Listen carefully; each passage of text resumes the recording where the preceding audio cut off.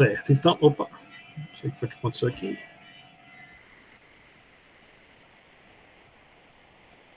Isso aqui devia...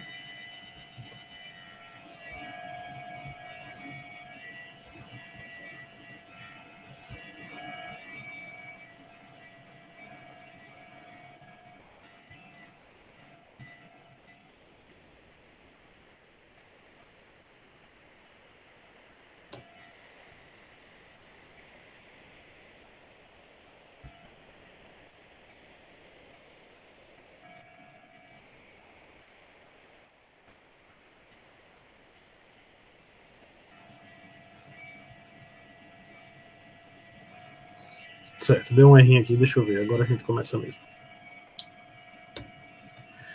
Vocês veem minha tela, né? Vemos. Sim. Pronto. Então, como a gente já começou a ver na aula passada, quando eu tenho mais de um substituinte ligado ao anel, eu posso ter isomeria. Essa isomeria, se eu tiver mais de um substituinte em carbonos diferentes, ela pode ser da isomeria cis e trans, né? Ou se eu tiver substituintes em um único carbono, eu posso ter a formação de enantiômeros. A gente vai trabalhar mais, por enquanto, pelo menos, isomeria cis e trans. Como a gente já conversou, os compostos cíclicos, principalmente aqueles com cadeias com ciclos pequenos, eles tendem a ser mais tensos, então eu tenho grande tensão anelar e grande tensão angular. E eles tendem, quanto menor o anel, mais próximo do plano ele fica, né? A geometria fica. Então, o ciclopropano, que é o menor possível, os 3 carbonos ficam no mesmo plano, então por isso que ele é tão tenso, né? Eu não tenho como ter nenhuma variação de geometria para aliviar essa tensão.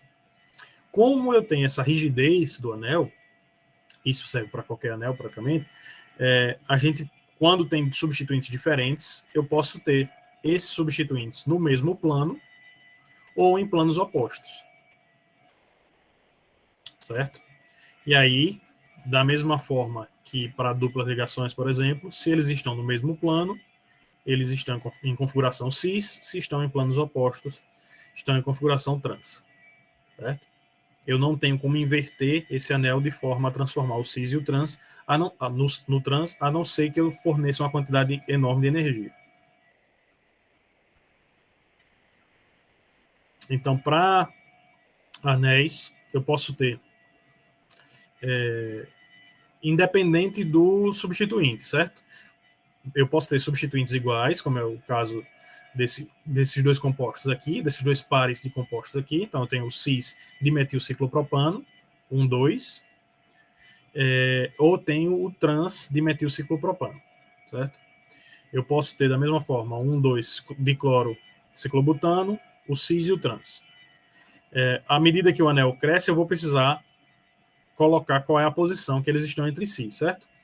No caso do ciclopropano, se eu tenho 2 substituintes em carbonos diferentes, eles só podem ser 2, né? Tanto faz eu colocar aqui, como aqui ele continua sendo 2. Só que como eu tenho a possibilidade de ter 2 substituintes no mesmo carbono, então eu preciso numerar. Porque o dimetilciclopropano tanto existe 2 como 1. Por isso que eu preciso colocar o número aqui, certo?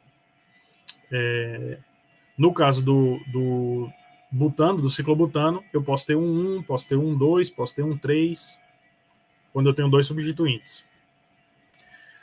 Então a gente vai precisar numerar a cadeia, atribuir as posições dos substituintes e dizer se eles estão no mesmo plano ou em planos opostos do anel.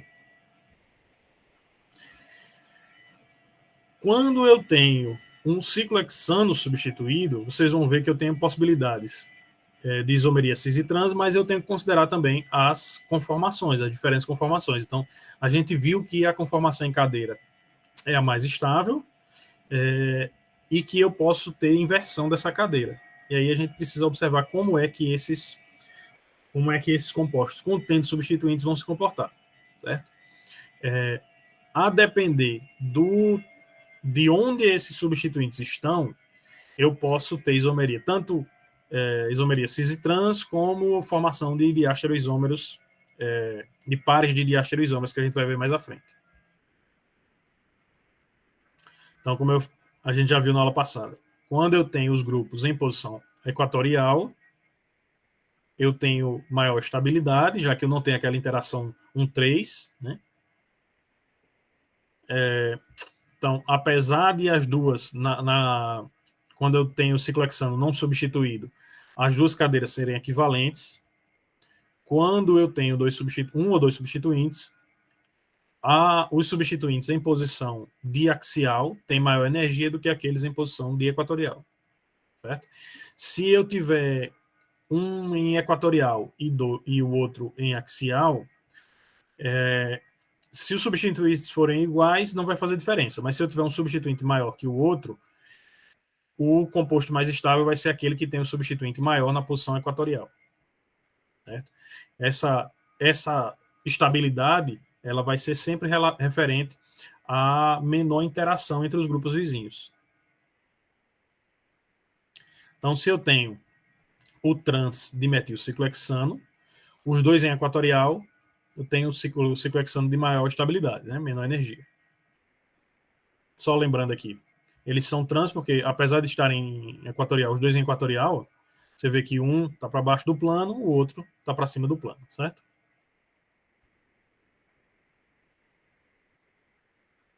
Quando eu tenho, é só explicando, né? Quando eu tenho uma ligação em lados opostos, em planos opostos, um para cima e o outro para baixo, eu tenho configuração trans. Lembrando, configuração é diferente de conformação, certo? Configuração não se inverte, a não ser com uma quantidade muito grande de energia. E eu posso ter também, para o 1,4 de substituído, o composto cis. Quando eu tenho o composto cis para o 1,4, eu tenho uma em posição equatorial e outra em axial. Quando eu inverto, eu continuo da mesma forma. Inverti, só que agora eu tenho o que antes era equatorial passa a ser axial, o que antes era axial passa a ser equatorial. Vejam que eu tenho dois substituintes iguais, então as duas cadeiras têm a mesma estabilidade, certo? Eu não tenho, você vê que a seta aqui ela representa equilíbrio, né? Então eu não tenho prevalência maior de um ou de outro conformação, porque os dois substituintes são iguais, então eu tenho equivalência de energia.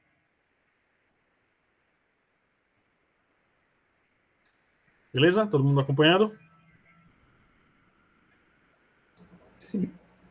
Sim. Beleza, vamos lá. Então, agora quando eu tenho grupos diferentes, como é que eu vou... Acho que eu já adiantei um pouquinho. Quando eu tenho grupos diferentes, a cadeia de menor energia, a conformação de menor energia vai ser aquela onde o grupo maior está mais isolado. Então, se eu tenho... Não interage tanto com os demais, né? Então, se eu tenho um grupo maior, no caso do tess-butil, ele vai ser mais estável porque o grupo maior está em equatorial, certo? Apesar de eu ter aqui a interação do grupo metil 1,3 com esse hidrogênio aqui e com esse hidrogênio aqui, os dois em axial, ainda assim seria muito menos, seria muito pior, digamos assim, em termos energéticos, quando essa interação acontece com um grupo maior, né? Então, se eu precisar representar a conformação de menor energia num grupo contendo um grupo maior que outro, eu tenho que lembrar que sempre o grupo de maior volume vai ocupar a posição equatorial. Em termos energéticos, né? Não quer dizer que a outra conformação não vai existir em dado momento do tempo. Certo. Quando a gente muda, então, eu tinha a substituinte em posição para, posição 1,4. O que acontece agora quando eu mudo para a posição meta? 1,3. Para ter os substituintes em configuração trans, eu continuo tendo que ter um num plano e o outro no plano oposto, certo? Agora eu tenho um em posição equatorial, o segundo em posição axial. Quando eu inverto essa cadeia, o que era equatorial passa a ser axial, o que era axial passa a ser equatorial, certo? De novo, substituintes iguais, eu tenho mesma energia, tanto faz essa cadeira aqui tem a mesma energia que essa cadeira aqui, ambas contribuem de forma igualitária para a mistura de conformações ali naquela população de ciclohexanos. De novo, quando eu tenho um grupo maior que o outro, sempre a cadeira mais estável vai ser aquela onde o grupo de maior volume ficar em posição equatorial, certo? Não importa qual é a natureza do grupo. Se ela for mais volumosa, claro, se eu tiver outros tipos de impedimentos, eu vou ter que considerar também, né? Quando eu tiver mais substituintes. Mas quando eu tiver dois substituintes, um menor e o outro maior, o maior para a cadeira mais estável vai ser sempre em posição equatorial. Quando eu tenho meta cis, compostos em posição 1, 3, dissubstituídos, eu vou ter a possibilidade, eles são dissubstituídos e cis, certo? 1, 3. Então eu posso ter os dois equatoriais ou os dois axiais, certo? Então, obviamente, os dois equatoriais vai ser bem mais estável, certo? Se um grupo equatorial já aumenta a estabilidade, se os dois estão em conformação equatorial, claro que vai ser mais estável, né? Inclusive, se eu tiver os dois em axial, eu tenho interação 1,3 entre os substituintes.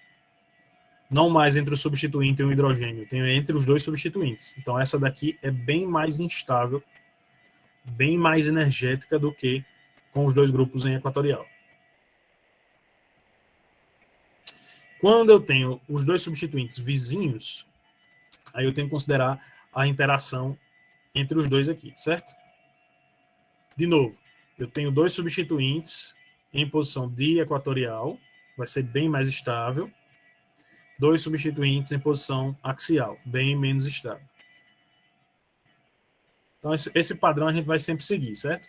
A estabilidade, quanto menos interação entre os grupos ligados ao anel, maior a estabilidade.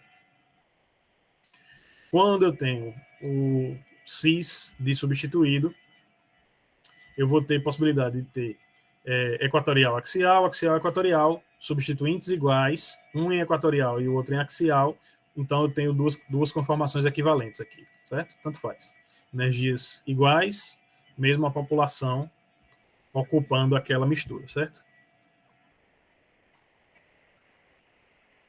Dúvidas até aqui?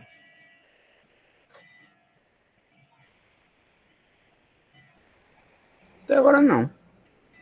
Beleza. Só lembrar, quanto menor a repulsão entre os pares de grupos ligados ao anel, mais estável vai ser esse grupo, certo? Então você vai, se eu perguntar qual é a conformação mais estável, ou qual é, por exemplo, se eu tiver a possibilidade de fazer uma reação com o anel ciclohexânico, e eu vou ter produtos dessa reação, onde um é o produto do intermediário, onde o grupo maior está em equatorial, e o outro com o grupo maior axial. Então, quando o grupo está em equatorial, ele é mais estável, e aí o produto formado por essa ligação em equatorial tende a prevalecer, certo? Se não houverem outros fatores influenciando. Só para ter isso fixo na mente. Certo. Então, desculpe. Eu tenho a possibilidade também de ter isomeria cis e trans em policiclos, certo? Eu posso ter, por exemplo, tem esse anel fundido aqui, né? A gente lembra lá da nomenclatura. Tem 4 desse lado, uma ponte com 4 desse lado, outra ponte com 4 desse lado, nenhum no meio aqui. Então eu tenho o biciclo 440 decano, certo? Esse biciclo, ele tem hidrogênios ligados aos carbonos cabeça de ponte, certo? Ele pode ter os hidrogênios no mesmo plano, ou ele pode ter os hidrogênios em planos opostos, certo? Então eu tenho a possibilidade de ter a cis-decalina e a trans-decalina, certo? Aqui, vejam só, eu tenho 2 hidrogênios ligados, certo? Ainda assim, eu tenho isomeria cis e trans, porque essa fusão dos anéis vai fazer com que ele se dobre mais ou menos, né? Se os dois hidrogênios estão do mesmo lado ou se os dois hidrogênios estão de lados opostos. Se vocês lembrarem do composto que eu mostrei, que eu trabalhei no doutorado, uma das coisas que eu acho que eu não falei, deixa eu pegar aqui para mostrar para vocês, é que uma das coisas que eu não determinei era a isomeria do hidrogênio ligado ao anel, ao biciclo. Deixa eu só pegar aqui, agora eu lembrei.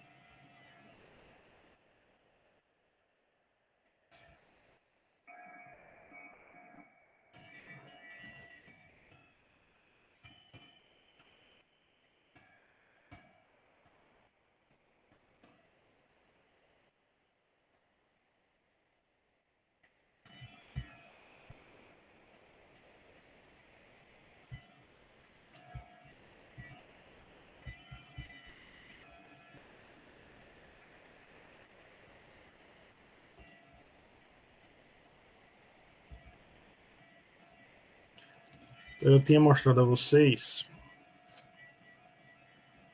que uma das estruturas que eu trabalhei no doutorado, né, a gente determinou a configuração das duplas ligações, né, essa dupla ligação é E, né, é trans, essa dupla ligação é Z, ou cis, essa dupla ligação só pode ser Z, e uma das coisas que eu não determinei, a única coisa que eu não determinei para essa estrutura foi a configuração desse hidrogênio aqui, ó. Certo? Ela, por enquanto, ainda continua sendo desconhecida. Porque esse hidrogênio ele pode estar para cima ou para baixo, né? Pode estar para frente do plano, para dentro do plano.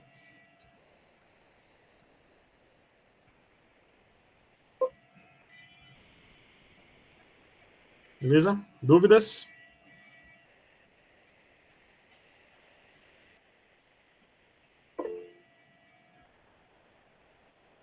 Ô, professor, vai haver alguma alteração em questão de reatividade ou algo relacionado em relação ao hidrogênio quanto à molécula que tu mostrou? Se vai haver alguma questão em relação à temporada de ebulição, algo do tipo, mas não tem tanta relevância. Essa molécula, como ela tem atividade biológica, ela é um feromônio de inseto, a depender da configuração daquele carbono, eu posso ter ou não atividade frente ao inseto, certo? Isso ainda precisa ser determinado. Quando a gente trabalha com interação composto-receptor, isso serve para medicamento, né, para fármaco de forma geral, serve para hormônio, serve para, no caso do meu trabalho, para feromônios. Então, geralmente, o receptor, que é uma proteína, ele interage com um dos isômeros possíveis, certo? Tem receptores que são mais robustos e até interagem com a mistura em si. E tem possibilidades diferentes, mas digamos que, isso aí eu ainda não sei, né? Isso aí a gente não determinou, mas digamos que o receptor ele pode interagir com o isômero R, por exemplo, e não interagir com o S, ou não gerar resposta com o S. Se eu tiver uma mistura dos dois, do R e do S, o receptor ainda pode captar o isômero não ativo, só que ele vai lá ocupar o espaço e não vai gerar resposta, certo? Então, às vezes, eu preciso fazer uma síntese estereoespecífica para chegar no produto que eu quero, no isômero que eu quero, para que ele tenha atividade. As sínteses quirais, sínteses estereoespecíficas, elas são geralmente bem mais caras do que as sínteses racêmicas, sínteses não seletivas, certo?